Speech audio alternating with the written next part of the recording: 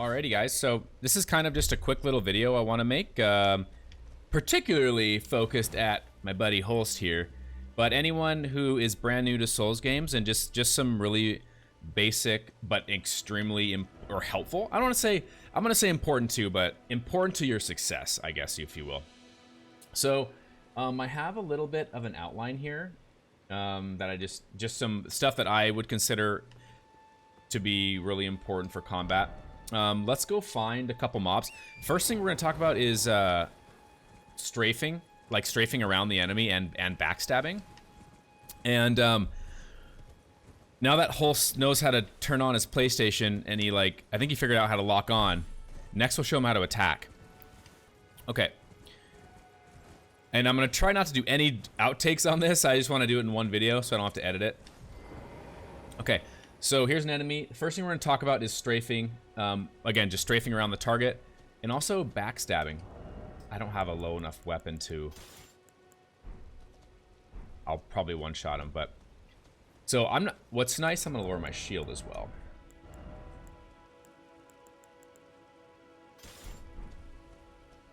So I'm just going to target him first, obviously. I'm going to hold up my shield, because that's what I like to start with. And I'm just going to strafe around him. I might make you guys dizzy for a second.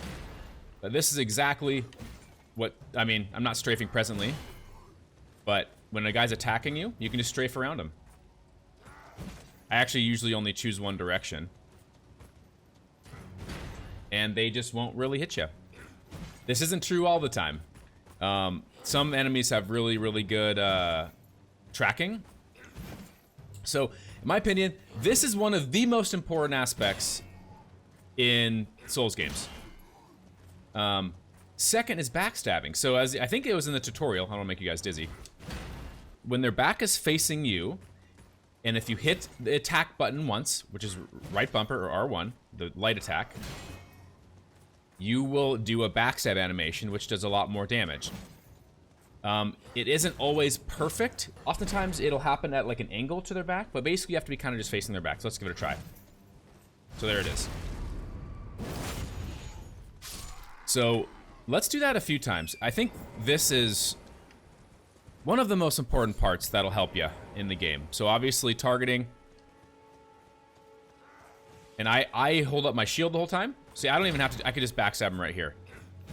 But the shield will help you. So if you fuck up your rolls, you'll get caught with the shield. Like if I try to roll too late. Oh, come on, buddy. So let's say I rolled too late. Well, my shield caught it then, instead of my life, obviously. Strafing around.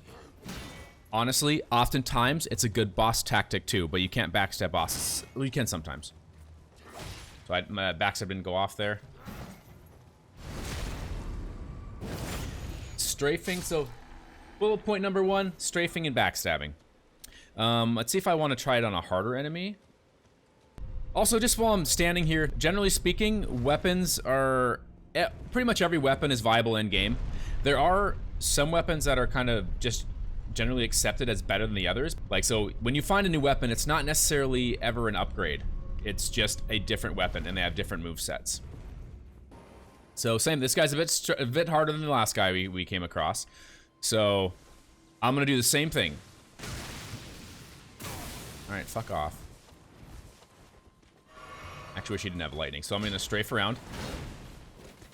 So that caught my shield there. So, by the way, it's less helpful against these guys.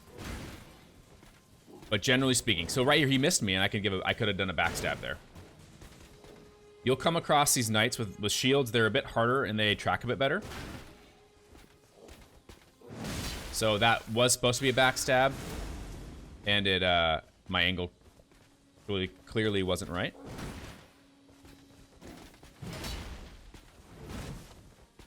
But basically, it's not even the backstab part. It's simply just the ability to strafe. See, he's yeah, he tracks a lot better.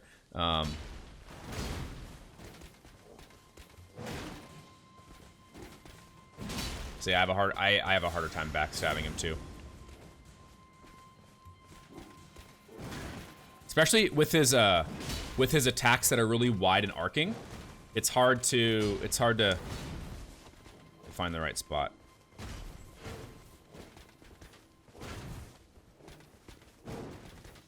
Yeah, his AI is pretty good. So I have a hard time backstabbing him. I'm sure I could if I kept trying, but let's do one more example and we'll get on to the next. And yes, you can pass the time to night and morning or wherever you want in the day. That can impact certain mobs that are spawning in the world. Sometimes there are bosses, actually quite frequently, there are bosses that only spawn at night. I'm gonna use a weapon I don't really have upgraded. Like that dagger, let's use this one. And I'm gonna use a lighter shield just because. Okay.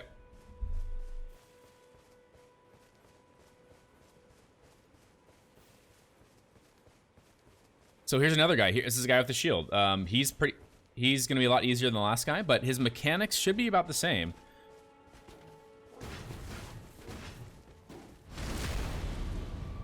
So hold up your shield, strafe around until you feel like you have a good opening.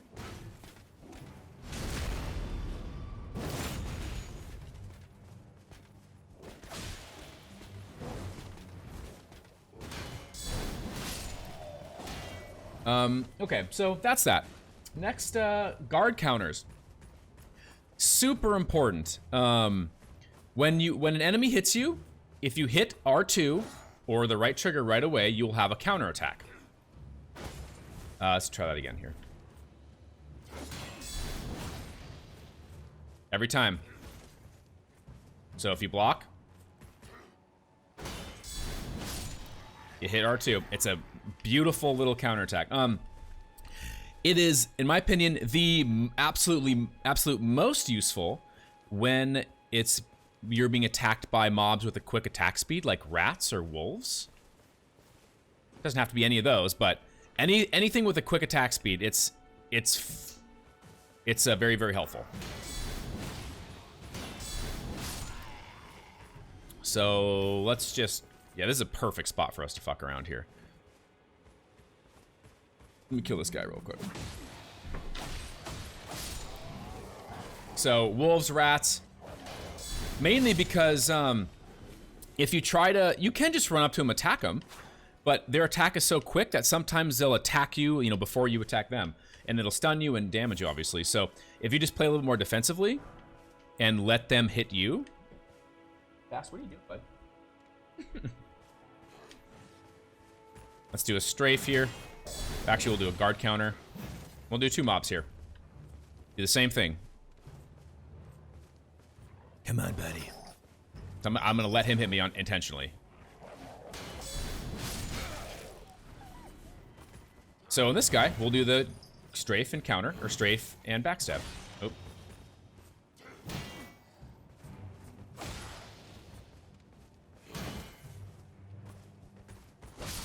That was actually a backstab animation, but anyways. So that's strafing and backstabbing and guard counters. Guard counters are incredibly, incredibly useful. Horseback riding, that's another really good one here. I don't even need to really kill these guys.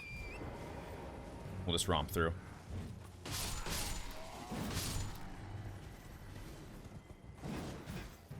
So we'll go back and reset it to talk about our next one. Yeah, guard counters. Pretty sweet.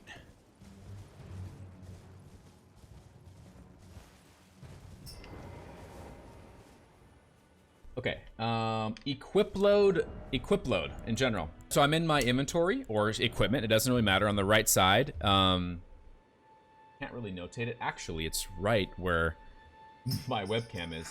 So you'll see right above me, right over my head here, equip load, it says medium load.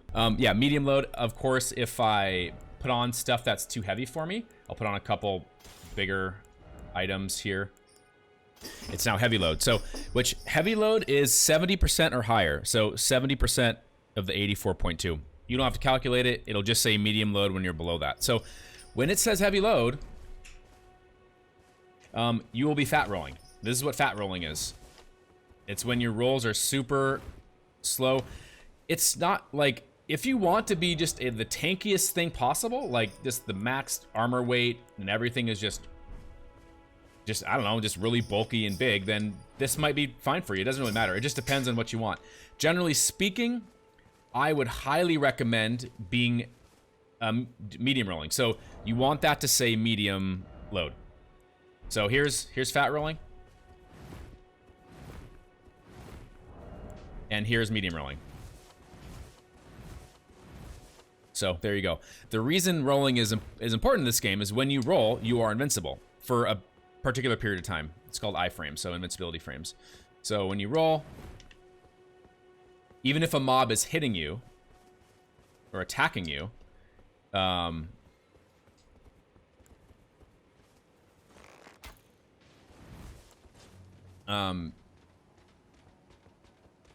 try to run forward. Well, I'm not sure this is gonna work. So it's kind of hard to see there, but basically when you are rolling, there's a given period of time where you cannot be hit. That's that. Second is shields. There are different types of shields. This is considered a medium shield. So basically, when we're blocking, let's see if it, and when an enemy hits you, they're often stunned back a little bit. I'm not sure. Oh, I'm not gonna do that one. This guy's gonna be harder to test on. I'll probably kill him.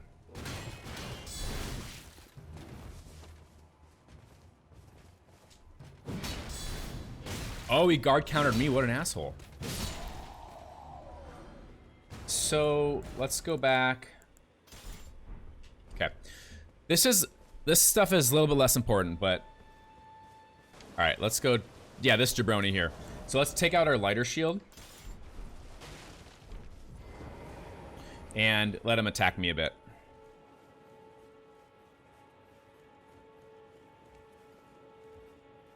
So let's see if he's stunned at all. Hey, buddy.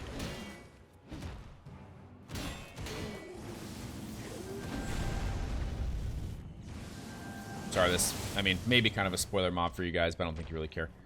So he's not really being stunned at all with anything like that. He's just kicking my ass. So let's bump into a great shield. And he should be stunned a little bit. See, now he is. That is the main point of this shield medium versus great shield situation here.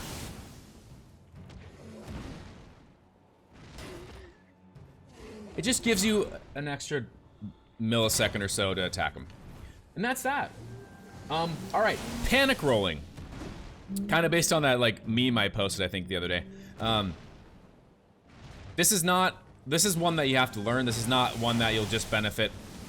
You'll benefit from just understanding that to try not to do it. If you can, only roll if you're going to get hit. If you are not going to get hit, do your best just to, you can hold sprint while you're running away, by the way, guys. You don't have to, you don't have to unlock, and then you can sprint while you're engaged with them, like this. If you need to roll away, go for it. But again, ideally, you only roll when you're about to get hit. Of course, if it's a big enemy doing a super, super, super delayed attack when you have no fucking idea when it's gonna go off, yeah, well then maybe spam roll to get away because you're not really sure. So I'm only gonna roll when I feel like I need to. Or else you will just drain your stamina. This is more of a learned skill rather than just simply imparting knowledge, but all right, let's see if we can kill him with my little unleveled dagger.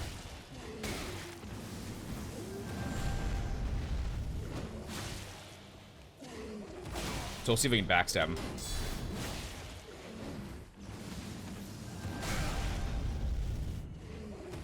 Trying to backstab him here. Come on, buddy. Sometimes, this is a little bit more risky, and I'm not even that good at this yet. When I have a hard time getting to their back, like their tracking is super good. Oh, see, I don't even, can you even backstab him? So that should have been a backstab. So some enemies you just can't backstab. You might be able to do him, but I'm kind of thinking you can't.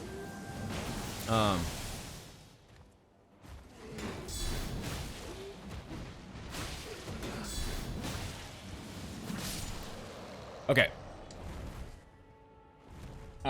Panic rolling. Okay, quick bar stuff. So you guys probably already know this from other videos I've sent you, but on the right, when I hit start or go to equipment or hit start in general on the right side, where my cursors are here, this is a really important menu to have your horse and your ashes if you want that you want to summon. This is not crucial. The rest of the stuff isn't actually, except one more thing. When you hold Y, it'll come up on the bottom left, so it'll change the menu. So when I use my steed, just hold Y and then, you know, that's that, less crucial. One more thing that is, I think, a little bit more important to understand. Let's go back here to the beginning. Super armor. So the idea of super armor, I'm probably not going to talk about this topic all that much. It's really best described as enemies have an invisible armor bar, if you will. We'll call it armor. That when it's depleted, they're staggered. Let's try it. Let's even get it with this dagger. And which leaves them open for a critical hit. But you do. Hold on, I'm gonna have to do this first. There it is. So he's gonna be stunned. The light mark where his face is right there, you go up to it and you hit R1 once, or right bumper. And that'll allow you for a critical hit. Attacks that do most super armor are holding charged R2s. Like even better, two-handed. So if I just spammed R1 a bunch, like that, he would still get staggered eventually, I believe. But it's gonna be far quicker, or the charged R2s do far more armor damage, if you will. 2, how many? 3. Let's do this again.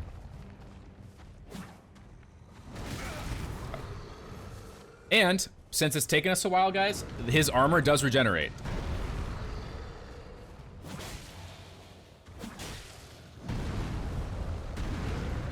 Come on, asshole.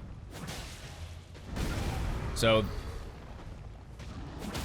that took a while. And I'm also using a dagger. So, yep, so you'll find the white mark, boom, or the golden glowing mark, go up to it, hit. Let's do that again with a slightly stronger weapon. I don't want to kill him too quick. Almost every mob in the game can be staggered. Some mobs are more resilient than others. So let's go up to this guy. This sword's a lot stronger. I hope I don't kill him before I stagger him. 1, 2. So 2 hits.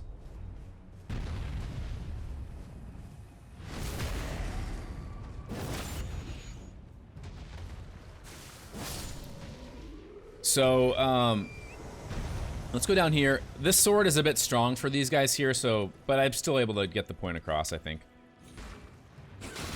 Well, if I get 1, we should be good. 1, boom! Oh no, 1 more. All right, these guys can be kind of stun locked. So they have a lot of damage, and if I do 1 more. Anyways, that's a stagger. They're weak in their beak.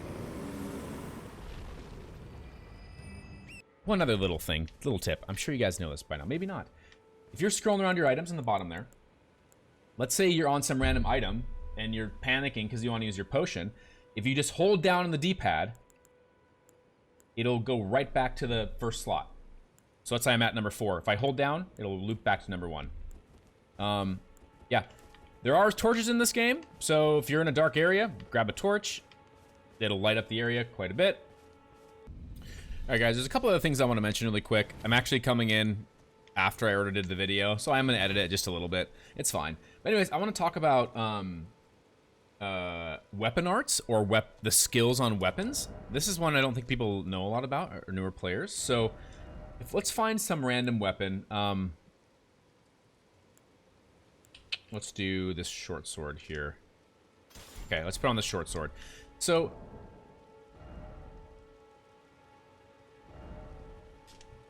So I can actually go to the description of the short sword, and it says it has a skill, which is kick. It says it below the description here. And so To use kick, generally speaking, oh man, it gets a little bit, there's some caveats here, but generally speaking, when you are two-handing the weapon and you hit left trigger, that does the skill on the weapon. So that is the weapon skill, or it's previously known as weapon art of the short sword. Skill kick.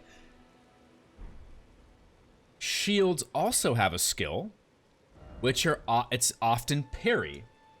Parry's not. I don't know if it's a scope for this video. If parry is something that you guys want to do, I don't parry because I suck at it and I've never practiced it.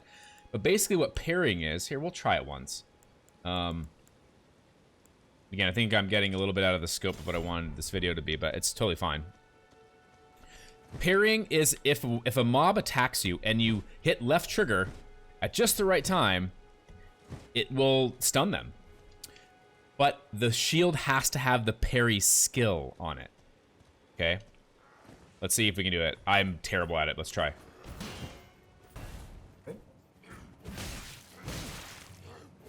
There it is. Took me a good minute, at least. So that's parrying. If you want to do that, you go for it. But point of this information is that weapons have skills. You know, if I go to, here's one. You know, I go to this Troll's golden sword, and I look at the skill. It's Troll's Roar. If you two-hand the weapon, you hit L2, you will do the skill of the weapon. And that's that. If a shield does not have a skill, let's find one. So this one is parry. This one says no skill. Therefore, if I hit L2, it won't parry, and it'll actually default to the weapon skill of the weapon without having to two-hand it. Again, this is a bit more information than you need to know, but this is a little bit, this might eliminate some confusion if you've been wondering about weapon skills. So instead of having to have a two-handed, since the shield has no skill, it doesn't parry, so it'll default and bypass to the weapon skill.